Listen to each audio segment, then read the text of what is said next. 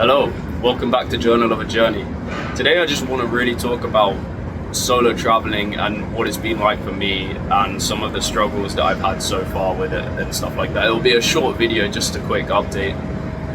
I just really wanted to touch on solo traveling is obviously what you make it, because I could literally do anything right now.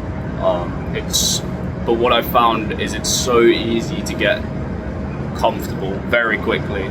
You know, I can say I've moved to Bangkok and I'm living in Bangkok, but in reality, all I could be doing is staying in this apartment, going straight downstairs to the 7-Eleven, coming straight back up, maybe going out to the mall, literally next door, to walk around a bit and shop. And then I can call that living in Bangkok, when in reality I'm only going between like 2 or 3 buildings, not meeting anyone new, not forcing anything. And that's doable. That's very, very doable. In fact, this is why I wanted to make the video, because doing that is so comfortable. And it's been one of the real challenges I've had, which I didn't really think I would have, but I suppose it makes sense when you think about it. It's sort of just forcing yourself to keep doing uncomfortable things. I think especially when you're traveling alone and there's no one saying, oh, let's go do this, or I mean, you have that voice inside your head which is like, okay, let's go out and explore the city, but at the same time, it is quite daunting if you're on your own, especially in a place like Bangkok. And I do get that people do travel solo here, and it's very doable. It's just that initial step of sort of really throwing yourself into it and just having fun and just relaxing, basically. And I think that's what I've done this past week. Actually, like, pretty proud of myself, because I've gone to 2 separate Thai boxing gyms. I've done one of them twice actually, so I've been 3 times to a Thai boxing gym and like really enjoyed it, and just sort of been speaking to everyone there and just really throwing myself in there. You meet all sorts of people at these gyms, like some backpackers, but because you're going to a gym, it's more like you're staying in Bangkok for a longer term, especially some of these gyms where like you have to sign up for at least a week. So I've met some really interesting people already so far, and it's been really sort of eye-opening to really put myself out there. But again, I could have so easily, the thing is, this apartment, from what you can get money-wise, the apartments are really nice, so you could so easily just stay in the apartment and do nothing. I mean, I could work from my room. I've got this incredible view. I could just work here, get coffee downstairs, or even just in my room and just stay here all day. But I really don't call that living in Bangkok. I think it's really about immersing yourself as much as possible. I'm trying to learn some Thai as well, which is like pretty hard, to be honest, but we're getting there. And I'm sort of also setting myself like almost not to go to 7-Eleven as much as possible, and like really try and walk around a bit more. Thing is, Bangkok isn't the most walkable city at all. I mean, it's decently spread out, but regardless of how spread out it is, actually it's not even that spread out.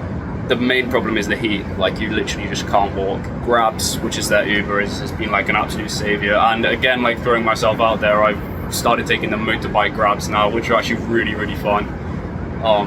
They're like a quarter of the price, and they get you there in about half the time than a car does, so they're like a win-win-win. They are a little bit sketchy though, but you basically just have to hold on and hope your driver knows what they're doing. But it's been a really interesting, first week here on my own now in Bangkok. It's been super interesting.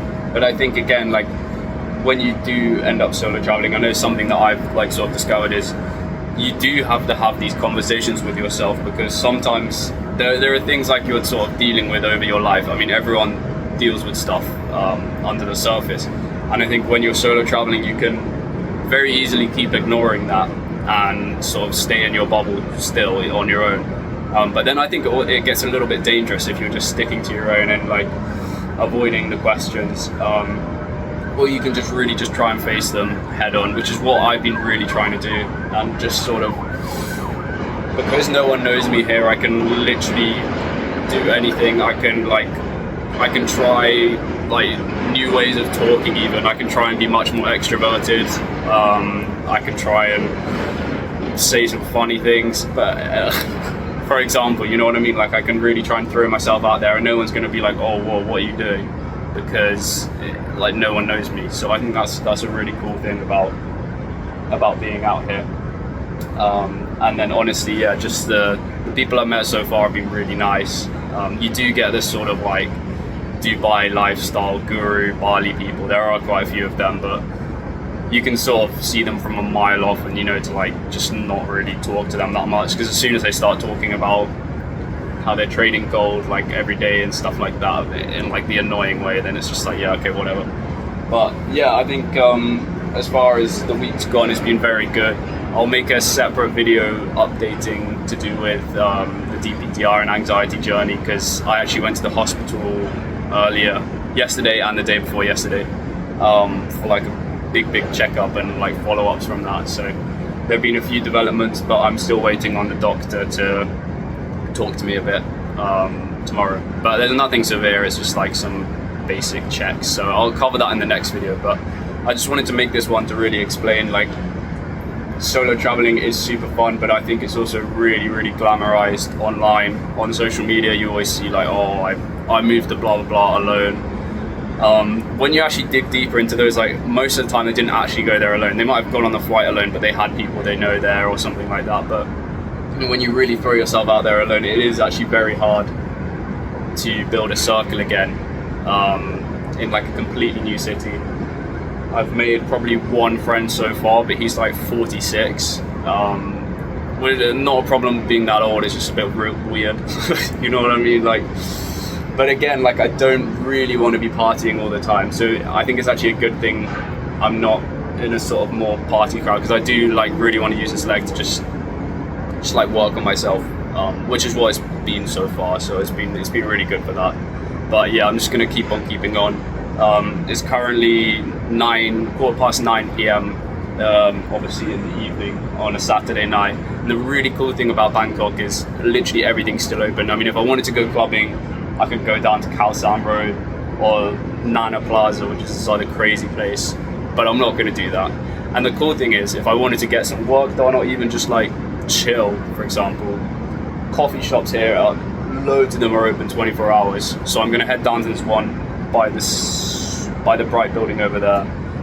It's called Oasis Coffee, and they have branches all over Bangkok, open 24 hours, super fast Wi-Fi, really vibey, atmospheric place. And yeah, that's what I really like about Bangkok so far. And that's actually something I really wanted in London, is a 24-hour cafe. There was only one I found in my whole 3 years there, because I love working in cafes, and I love working when it gets late as well, because that's when I sort of switch on. I'm basically, as you know, like as I've said, I'm tired for like the whole day, but I do sometimes get a bit of a second wind around about 8 p.m. So I'm going to try and use that to my advantage tonight, and just, I don't even know what I'm going to do, but it's better than like staying in the room and then I could just end up on YouTube and basically waste the evening. And that is wasting. Like, I know people are like, oh, you got to relax, but that is wasting in my opinion, because I don't even enjoy watching YouTube, to be honest. And even though I'm making it, yeah, whatever. It's a little bit contradictory, but you know what I mean. Just like rotting and watching video after video, consuming. But yeah, that's the really cool thing about Bangkok, is you can just head out any time of the day, hop on one of the grab bikes for maybe $1, £1, and get pretty much anywhere in the city within like 10-15 minutes, because they go crazy. They just weave through the traffic and everything, so it's super cool. Yeah, and then I will update you in the next video. Thank you for watching.